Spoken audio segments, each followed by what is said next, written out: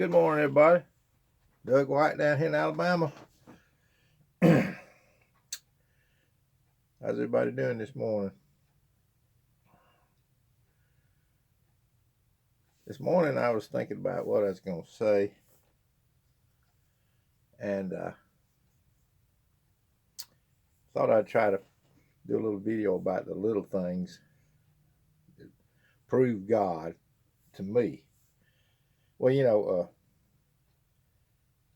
sometimes I get on, talk with atheists, people don't believe in God. All kind of people get on there, mad with God, and mad with me because I believe in Him.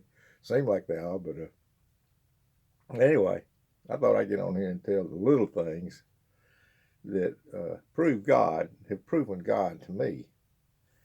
There'll be long periods of nothing happening. God will let you go a long time without revealing Himself to you. I think that's just to preserve faith upon the earth. Faith that, let me exercise my faith, the faith He's given me. So there'll be long periods. You won't have anything special happen, But then again, these little things will happen, that prove God.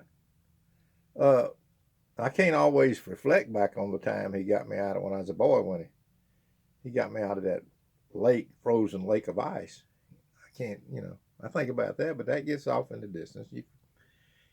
And so from time to time, He'll let me know that He's there. And I'll give you some, for instance, little things,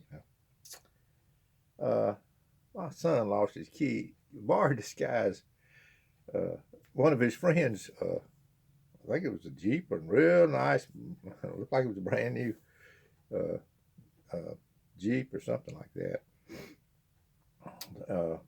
It had a tire on the back. Well, anyway, all I remember is he lost it, and he was going to have to get the thing back. He lost the keys to it and borrowed it. Well, that got me upset because I know, that's a big deal to me. You mean you lost the keys? Those keys cost no telling what, And he had his whole ring on. The guy gave him all his other keys on there too. But anyway, let me get a glass of water here. I went over there with my wife, and we turned that house upside down, look all in the yard and everything. I'm getting upset because it's time to get the boy's car back then. Your best friend must be a good friend, loan him a new Jeep. Well, anyway, what happened was I got all frustrated and everything. I was nearly cussing to myself, Finally, I give up and go into the car, get back in the car, and I just give up, Of course, my wife and them, well, they still in there looking for it, And so I get in the car, and I ain't saying I really prayed, but I just give up, I get in the car, and I'm waiting on them to come back, I figured it was a loss. We just lost. They were going to have to get some keys made or do something for the young man. So I put my head down on my steering wheel like this, and I'm just pouting to myself and had them on the steering wheel. And I'm just about asleep, trying to relax, and trying to come down from my anger. And I'm like this, and I look up, and the boy's Jeep is parked in his parking place, and I'm right there behind it. And I look up, and something, I caught a little shine of a little something on the top of that wheel casing and the tires on the back, I caught a little bitty glimpse of something. I said, well, there's something on the top of that tire there. Barely was peeking out. I get out, and I still didn't think it was it. I get out, and I go up to it, and it's the keys. He had laid them on top of that wheel casing. That some of these Jeeps have tires on the back. He had laid it up there, and I knew there was a God, and that's how you know, brother and sister.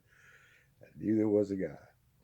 Can't tell you how many times things like that have happened over the years. The little things, brothers and sisters. The still small voice that you hear. Well, let me think of another one here. Well, the kids have always come to me with tires, and we'd be at Panama City. My kids came down there with a nail in the tire, all the way down there. I knew that they had a leak in the tire, but anyway, they come all the way down Panama City with a leak in one of their tires, and I get there. I go out in the morning to catch my morning coffee on the beach, and there that car with a flat tire, and I saw the nail. I had one of these little electric pumps you push in you plug into the cigarette lighter. I pumped it up, pulled the nail out, put one of these plugs in there that you get from Walmart. Of course, they wrote on that for months and months, But they always come to me when they want to get a tire fixed, because I learned about the plugging tires thing way back before you could even buy one of them plugs at Walmart. Those plug kits, you can pull a nail out. And one time I was coming from Livonia, up North Georgia, from the Bluegrass Festival with my friends. And I don't even think I had a spare tire. Anyway, we got a nail in the tire, had a flat. All I had was a bicycle pump. and you ever try to pump up one of those tires with a bicycle pump? But anyway, what happened was I had this old, I think it was a 63 or 64 Galaxy. Old car. I got it for $100. My guitars cost $100, and my cars cost $100.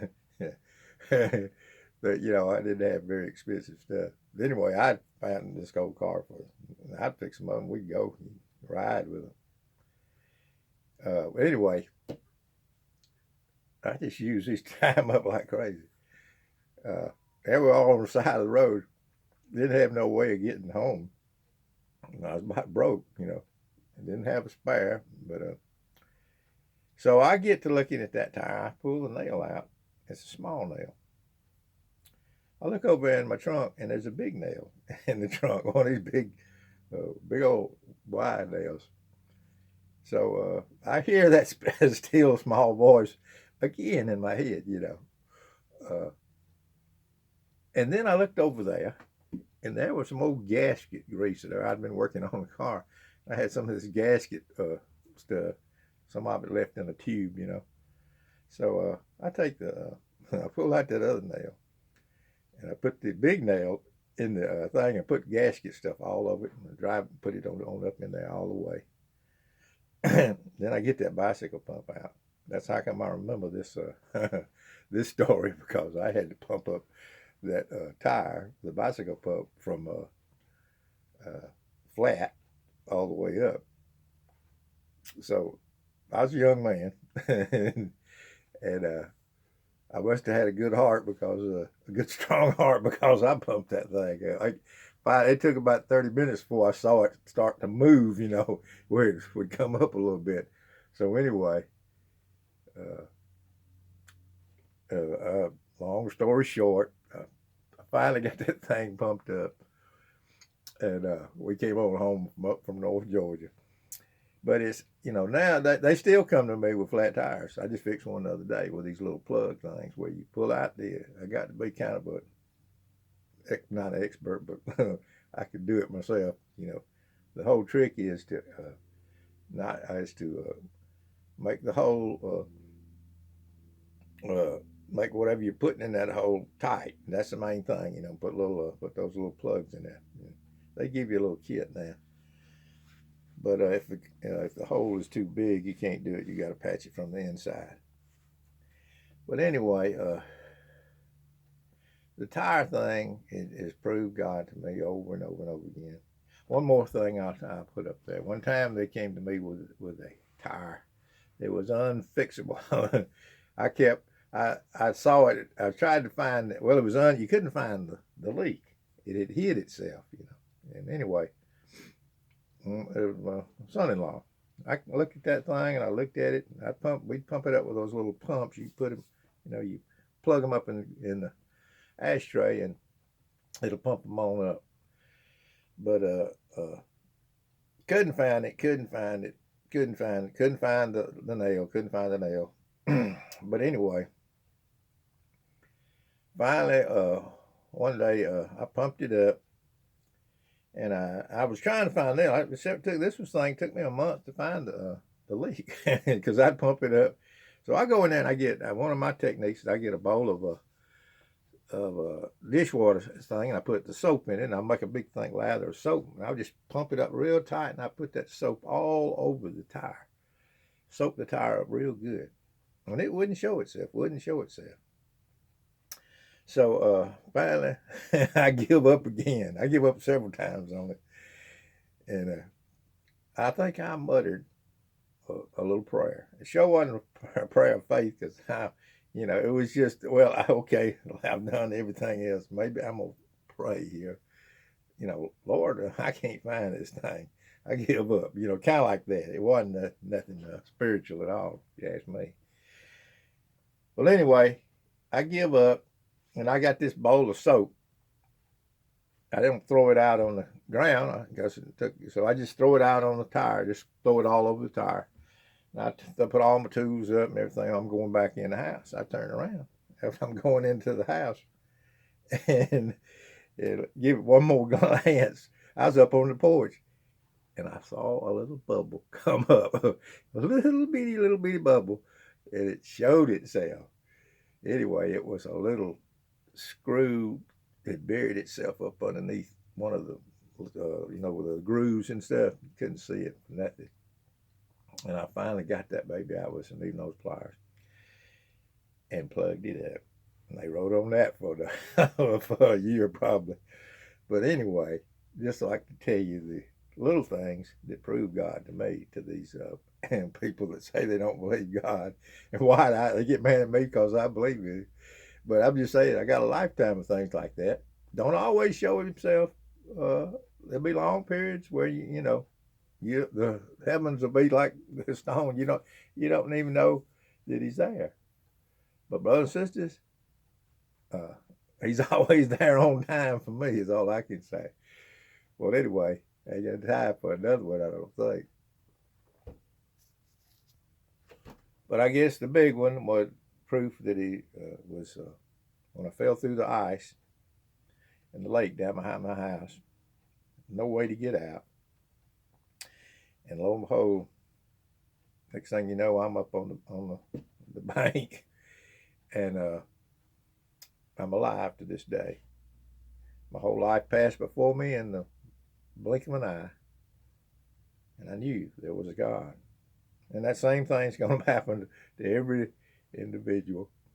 They're going to know that he's God someday. And I believe that that's God that has been with me all these years is the one that is spoken of in the Bible, in the Scripture. God's written account. This man named Jesus. That's the one I believe in. That's the one I pray to, and that's why I believe in. But people can believe like they want to believe. It's not going to change that number. That's not going to change that number. Anyway, I got to get out of here before it runs out. You know how it is. And maybe I'll make another one here in a little bit. Peace and love from this old boy down here in Alabama.